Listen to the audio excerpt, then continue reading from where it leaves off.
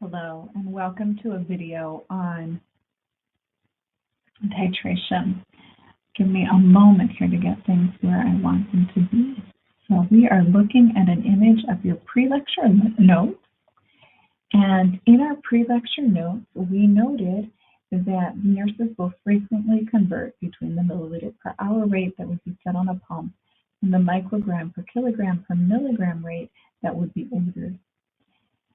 This conversion can be done by dimensional analysis, and there are videos in your content guide explaining how to do that for both the minimum and maximum on the first problem. We also note that there is a proportional relationship there, and there is a shortcut in the math by using the proportional relationship. So reviewing proportions, proportions are two equal fractions, and they are solved using cross product, which is very different than dimensional analysis. And so we want to make sure we're doing the right thing at the right time. We see here that all of our rounding is going to be tenths, and we see some of our key conversions that we would have used in calculating the minimum and the maximum amount for the first problem. So I'm going to share answers to that first problem. The first set of questions is just in reading through the information, and then we did the minimum and we did the maximum as separate videos. And so looking at these answers, our pre-lecture notes told us there's a proportional relationship between the dose and the rates. And so we have minimum and maximum rates, and here we have dose.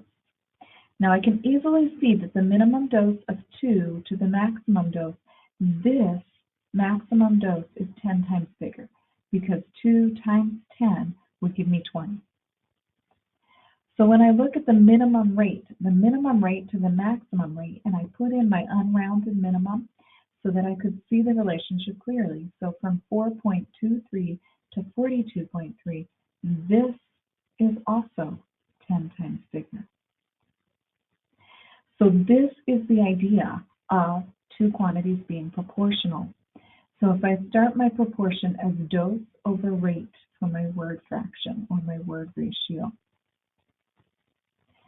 my minimum dose was 2, rate was 4.23 unrounded.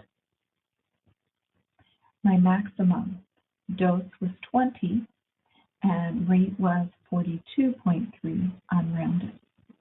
And we can see that relationship. This one is 10 times bigger on the top, 10 times bigger on the bottom. These are indeed equal fractions, and so they are indeed proportional. So we're going to make use of this observation as a shortcut to solving the next set of questions. So on our content guide, we have these charts, and I copied into the beginning of this the original problem so that we can see all the wording that was going on. So we see in this original problem, the minimum was 2, maximum was 20. We see that systolic blood pressure is being monitored, and we have in our chart that this would be measured in a clinical setting. We see the client's weight, and we had converted that in calculating the minimum, and we see the strength. So at 800 hours, when the flow rate is 4.2, the dosage is 2, and that is micrograms per kilogram per minute. And I knew this because this is the minimum. So the math had been done prior to this video. Now, I see that literally 5 minutes later, so from 0800 hours to 0805, the flow rate is needing to be adjusted. And so if I wanted to figure out what dose they're receiving so I could fill out their chart, I'm going to have to take this flow rate and do all the dimensional analysis to work backwards to get the dose. Or I could use a shortcut. So I'm going to use a shortcut. I'm going to use what we observed in our pre-lecture. So the dose over rate has to maintain a proportional relationship. In the minimum, my minimum dose is 2, my minimum rate is 4.2. I do use the rounded value because that's what would actually be set on the pump. Currently, I know the 9.6 is a new rate. And so I'm going to put that into my proportion in the denominator because that's where rates are going. Proportions are equal fractions, so they have to match up. And then on my numerator, I don't know the dose that is delivering, and so I put an X into that problem. Now, because of the equals, the math is different than the dimensional analysis that we've been using for weeks. So what I want to do is multiply diagonally. On my one diagonal, I get 4.2x. On my other diagonal, I have 2 times 9.6, which is 19.2.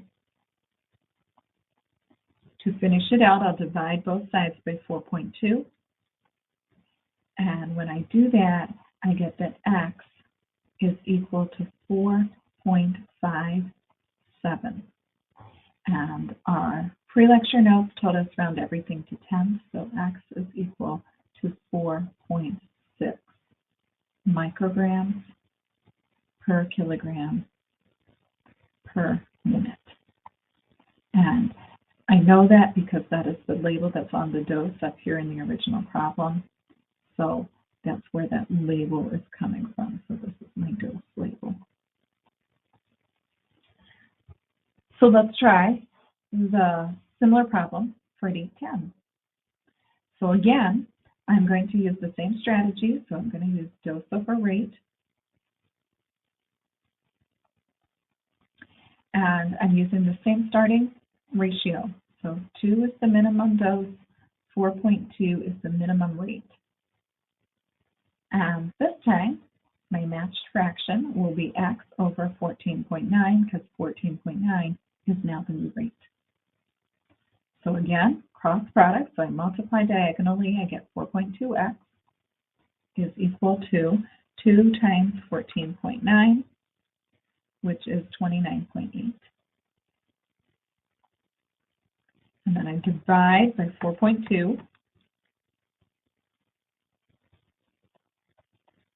So my math here, so I'm dividing by 4.2. Both sides, 4.2 cancels, I get x. I turn to my calculator and type this in, and I have 7.095, etc. And rounding to tenths, I have 7.1 micrograms per kilogram per minute.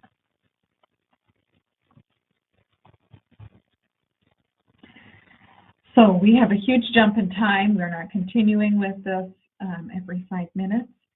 And we see that we're still increasing this person's IV to try to get them stabilized. So at 1100 hours, their IV at that point is delivering a dose of 14.5. We're supposed to figure out the flow rate. So flow rate is the milliliters per hour that we want the pump to be running at. So in order to get the flow rate, I'm going to use the same idea as I did in the first chart. I'm going to make a proportion using the concept of dose over rate, that this will remain a constant ratio. From the minimum dose is 2, and that was a flow rate of 4.2 milliliters per hour. When I set up my equal fraction, the 14.5 that I have is a dose, so that goes on top. And I do not know the rate, so I have an x in the denominator. When I cross multiply, 2x is equal to 4.2 times 14.5. So I'm typing that on my calculator, and I get 60.9. So I multiplied on this diagonal, and I multiplied on this diagonal. To finish solving, I divide by 2 on both sides. And so I'll get x equals 30.45 and we'll round it to tenths, and so that would be 30.5 milliliters per hour.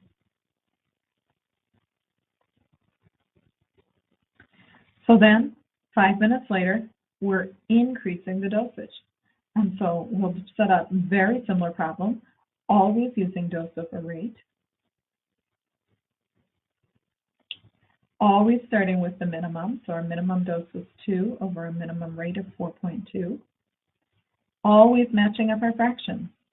So dose is on the top, so I will put 17 on the top. Rate is on the bottom, which is what I don't know, so I'll use X. When I cross multiply, this diagonal gives me 2x. My other diagonal, I'll go to my calculator, 4.2 times 17. I get 71.4. Divide by 2 on both sides. And I come up with x equals 35.7. This one came out exactly to tenths, so no rounding, label milliliters per hour. So at this moment, I encourage you to pause and see if you can do this last problem on your own. And it's going to be set up very similarly. So pause, see if you can do it, and then turn your video back on, and I'll do it for you. So like all the others, I'm going to set up dose over rate. I'm going to start with my minimum, dose of 2, rate of 4.2. I'm going to put an equal fraction. So dose is going on the top for all of these, so 19.5 over x. Cross multiply, so I have 2x equals, and I'll take 4.2 times 19.5, and I get 81.9. Divide by 2 to finish solving, and so I get x is equal to 40.95. This one is tricky rounding. So I want to round it to tenths, but the 5 will round the 9 up to a 10, which means I have to round this to 41. And that is milliliters per hour.